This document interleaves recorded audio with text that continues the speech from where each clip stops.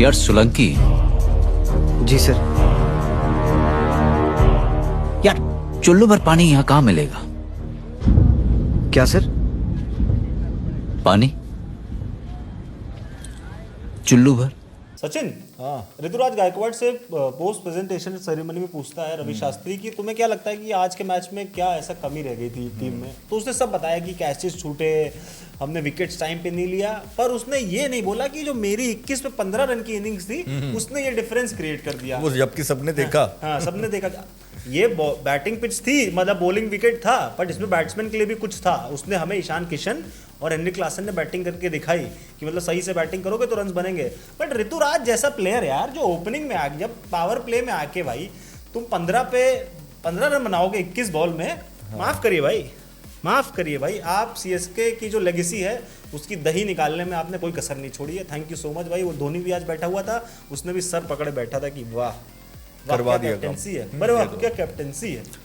ऋतुराज गायकवाड़ का strike rate था 71.43 का। 21 बॉलों उन्होंने बर्बाद करी, 15 रन बनाए। अगर वो 21 बॉलों पे वहीं 35 रन बना देता, चलो ठीक है, ज्यादा भी नहीं बोला, 35 बनाता, 20 रन का डिफरेंस आता, 200 बनाती सीएसके। यस, तो यहाँ पे आप गेम थोड़े में पीछे हुए। उसके बाद लेजेंडरी शिवम दुबे जो फिनिशर हैं, सीएसके को इस साल उन्होंने फिनिश किया है, 23 में 26 वो बनाते हैं। 113 का स्ट्राइक रेट उनका था।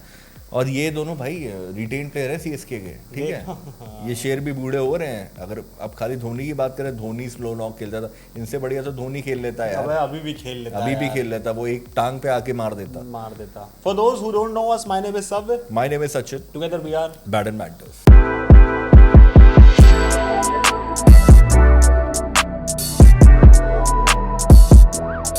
तो लटोइया किसने डुबाई है सीएसके की? पहले नंबर पे है हमारे ऋतुराज गायकवाड़ कैप्टन, जो कि अब भाई टाइम आ गया है कि आप T20 के जिस हिसाब से फॉर्मेट रन कर रहा है, आपकी और जिस हिसाब से बैटिंग है, यू डोंट डिजर्व टू भाई। Correct, yes, you don't. तो आप मैचेस हारोगे भाई।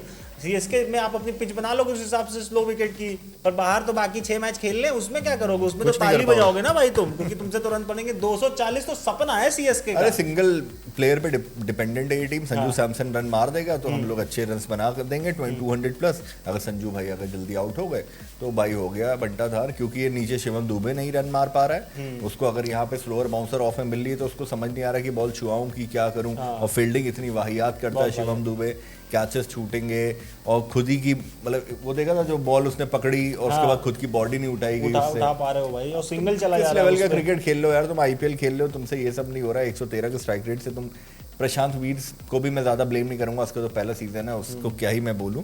बट लास्ट ओवर में 3-4 डॉट बॉल्स अगर आप खेल रहे हैं बैटिंग फेस करते हुए, तो यार वो दिखाता है कि भाई अभी भी टीम बहुत लो ऑन कॉन्फिडेंस है। प्लेयर का जो मतलब जो लाइनअप जो आ रहा है ना बैटिंग करने, वो सही नहीं है, बिल्कुल भी तो नहीं। अगर उर्विल पटेल अगर संजू के साथ ओपन करे हैं और ये फर्स्ट डाउन आए, तो तुम डिफरेंस देखना कितना होगा भाई। तुम डिफरेंस देखना बिल्कुल हो जाएगा यार।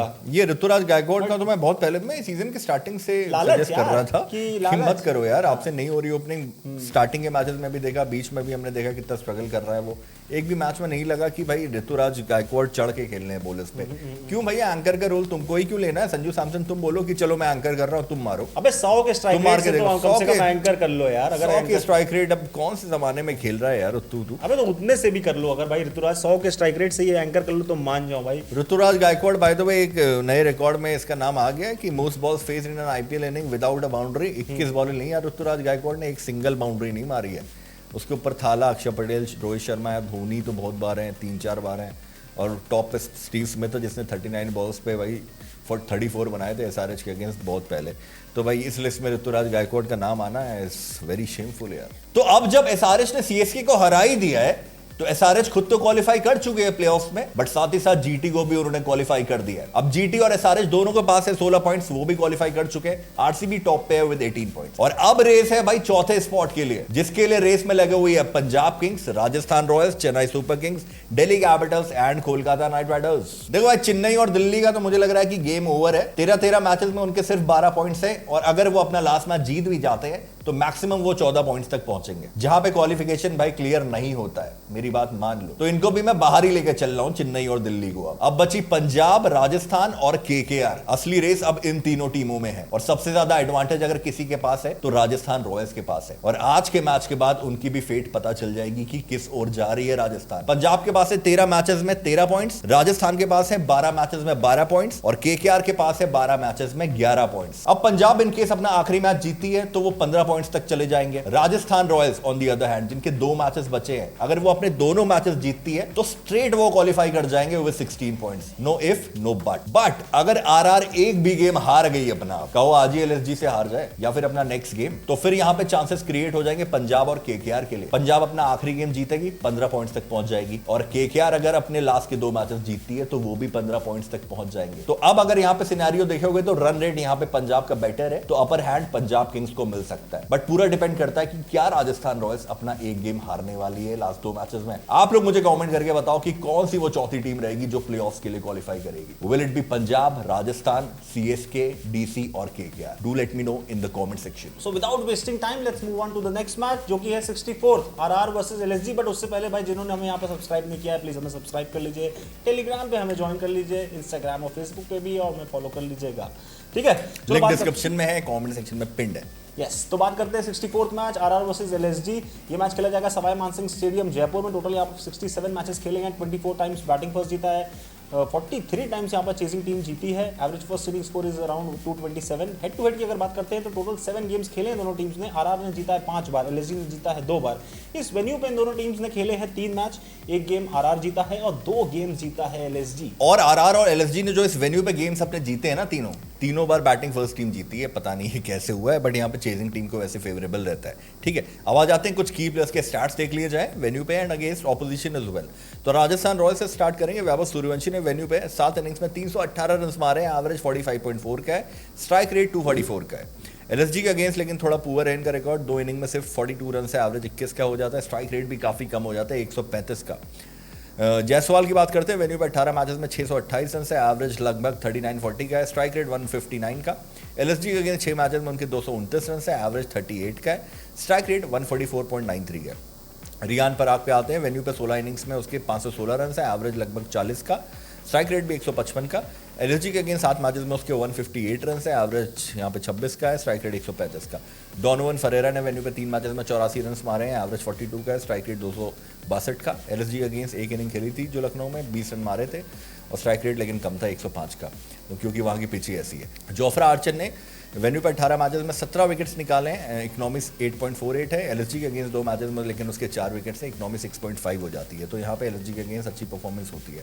ब्रिजेश के वेन्यू पे 3 मैचेस में 4 विकेट्स है, इकोनॉमी लेकिन ज़्यादा है, 11.28। एलएसजी के अगेंस्ट जो मैच इन्होंने खेला था इस सीजन, उसमें एक मैच में उसने 2 विकेट निकाले थे, इकोनॉमी भी बढ़िया थी, 6 की थी, क्योंकि पिच वैसी थी। अब बात करते हैं एलएसजी से टॉप प्लेयर्स की। जॉस इंग्लिश जो कि बहुत अमेजिंग फॉर्म में, इस वेन्यू पे 2 मैच में 105 रन है, एवरेज 52 का है, स्ट्राइक रेट 194 का। आरआर के अगेंस्ट उनका पहला मैच है मिचेल मार्श पे, इस वेन्यू पे 3 मैच में 62 रन है, एवरेज 31 का है, स्ट्राइक रेट 158 का। आरआर के अगेंस्ट 5 इनिंग्स में 206 रन है, एवरेज 51 का है, स्ट्राइक रेट 145 का। ऋषभ पंत पे आते हैं, इस वेन्यू पे 4 मैच में 129 रन हैं, 43 का एवरेज है, स्ट्राइक रेट 151 का है। आरआर के अगेंस्ट 13 मैचेस में 403 रन है, 40 का एवरेज है और स्ट्राइक रेट है 154 का। आवेश खान पे बात कर लेते हैं, इस वेन्यू पे 7 मैचेस में 9 विकेट है, इकोनॉमी 9.44 की। आरआर के अगेंस्ट 7 मैच में 12 विकेट्स हैं, इकोनॉमी 8.4 की है।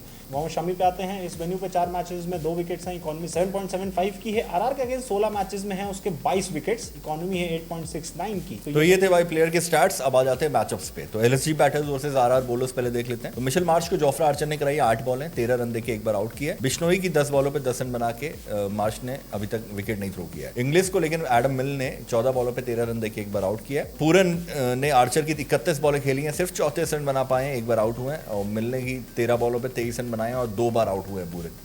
शनाका की 13 बॉलों पे 27 रन बनाए हैं, विकेट नहीं थ्रो किया है। रवि बिश्नोई की 10 बॉलों पे सिर्फ 8 रन बनाए हैं, पूरन ने विकेट नहीं थ्रो किया। बट संदीप शर्मा अगर ये मैच खेलेगा तो खतरा हो सकता है, क्योंकि उसकी 25 बॉलों पे 37 रन भले ही बनाए हैं पूरन ने, बट 3 बार आउट हुआ है।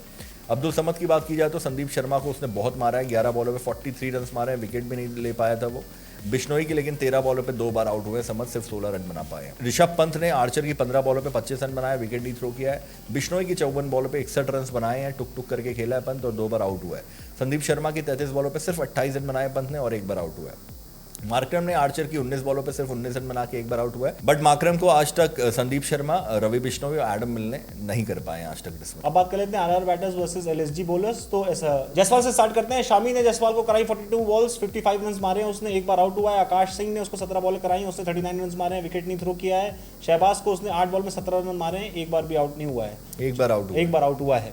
जुरैल की बात कर लेते हैं। जुरैल ने आकाश की 3 बॉलें खेली है, 2 रन बनाए, एक बार आउट हुआ है। शामी की 6 बॉल में 9 रन बना के 2 बार आउट हुआ है। मौसम की 8 बॉल में उसने 25 रन मारे और विकेट नहीं थ्रो किया है। रियान पराग, शहबाज की 37 बॉल्स में उसने 52 रन मारे हैं, एक बार आउट हुआ है। प्रिंस की 11 बॉल में 19 रन बना के एक बार आउट हुआ है। और शामी की 23 बॉल्स में 25 रन बना के 3 बार आउट हुआ है। डोमिनिक फेरेरा, प्रिंस ने 2 बॉलें कराई हैं उसको, एक भी रन नहीं बना पाया और उसी एक बॉल में वो आउट भी हो गया। यही थे मैचअप्स, इस टीम पे ज़्यादा थे भी नहीं इनके, उसके ज़्यादा इंपॉर्टेंट नहीं थे, बहुत कम बॉल्स और वो सब था। ठीक है, अब इन्हीं स्टार्ट्स के बेसिस पे आएंगे इस मैच की प्रेडिक्शंस। मैं ये नहीं कह रहा कि सारी की सारी प्रेडिक्शन सही हो जाएंगी, बट स्टार्ट्स के बेसिस पे कुछ ना कुछ प्रेडिक्शंस आपको सही होते हुए देख सकती हैं।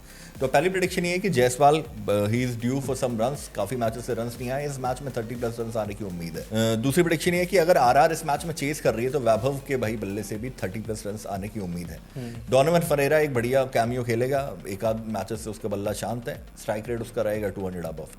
या तो पूरन या तो इंग्लिश, इनमें से कोई एक बढ़िया इनिंग खेलने वाला है, डिस्ट्रक्टिव इनिंग खेलने वाला है एलएसजी के लिए इस मैच में। पंत या मार्श में से कोई एक प्लेयर यहाँ पर भाई 20 से ऊपर या 20 या 30 रन मारेगा भाई एलएसजी के लिए।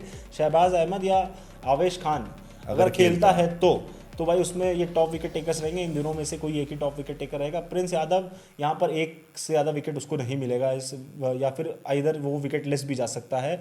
आर्चर यहाँ पर पक्का 1-2 विकेट्स निकालेगा आरआर के लिए, ये पक्का है। और ये मैच जीतेगा कौन वो आपको पता चलेगा हमारे टेलीग्राम चैनल पे आफ्टर द टॉस, वहां पे सारी अपडेट आ जाएंगी, लाइव अपडेट भी आपको वहां मिलती रहेंगी। तो टेलीग्राम चैनल जरूर ज्वाइन कर लेना, लिंक डिस्क्रिप्शन में दिया है। साथ ही साथ फेसबुक और इंस्टाग्राम पे भी हमें फॉलो कर लेना, ठीक है। अब आ जाते हैं उस सेक्शन पे जहां आपके पास मौका है जीतने का BNB rewards from us, but शर्त यह है कि सिंपल से 2 क्वेश्चन पूछेंगे हम लोग आपसे।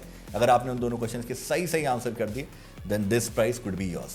So it's the BNB quiz time. Question 1, इस मैच में हाईएस्ट रन स्कोरर कौन सा प्लेयर रहने वाला है? क्वेश्चन 2, इस मैच में हाईएस्ट विकेट टेकर कौन से बॉलर रहने वाला है? और विकेट टेकर जो होगा हाईएस्ट वो इकोनॉमी के बेसिस पे डिसाइड होगा कि अगर किसी का सेम हो जाते हैं विकेट्स तो। ठीक है, तो सिंपल से 2 क्वेश्चंस हैं, आप अपने अपने आंसर्स में को कमेंट करके बताओ, अपने अपने तुक्के मारो। No multiple comments, multiple comments नहीं अलाउड है। और कंडीशन क्या है अगर आपको पार्टिसिपेट करना है कि आपने हमारे चैनल को सब्सक्राइब किया हो, हमें इंस्टाग्राम, फेसबुक और टेलीग्राम पे भी फॉलो किया हो। अगर आप इन चारों प्लेटफॉर्म पे हमें फॉलो करते हैं and your answer is right, then you get BNB rewards from us. It is that simple. So that's it from this video guys. मेरा नाम है सचिन, मेरा नाम है सब, and together we are badminton and badminton is now signing off. Take care guys, let's hope for the comeback guys.